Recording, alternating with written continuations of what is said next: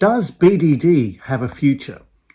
You may have seen posts about Cucumber and SmartBear. SmartBear has basically stopped supporting Cucumber, or they fired all of the Cucumber developers.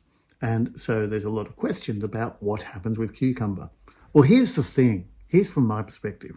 Cucumber is an open source project.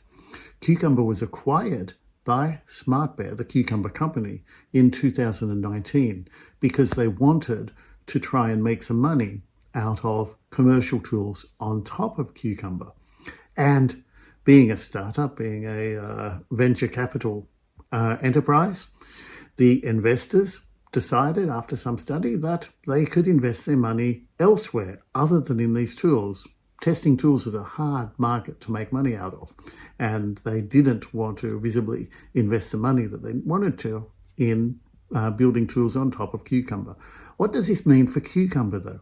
Well, Cucumber goes back to being a pure open source tool. It's not supported by a full paid company-backed team, which is a shame. That means it's community-driven. But this is the case of almost all open source tools. JUnit, Selenium, Rest Assured, all of these tools are open source tools that are community backed, and they do just fine. And the broader question, when you say, does BDD have a future? What you're actually asking is, does the Cucumber tool have a future, which is a different question. I really like Cucumber. I find there are cases where you can use the BDD Gherkin syntax really, really effectively to create living documentation and communicate with stakeholders. When you do it well, it is a brilliant tool, and I see there's a huge future for this. I see lots and lots of teams trying to adapt it and trying to do it well. Not the only way to do BDD.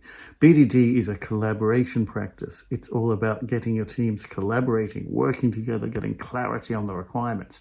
And from my perspective, as long as stakeholders are not able to express their requirements in a clear, unambiguous, definitive manner that they can give to teams and have them implement, then BDD will always be a useful concept. And so in that sense, from my perspective, I think BDD has a very, very long future. Thanks for listening, folks.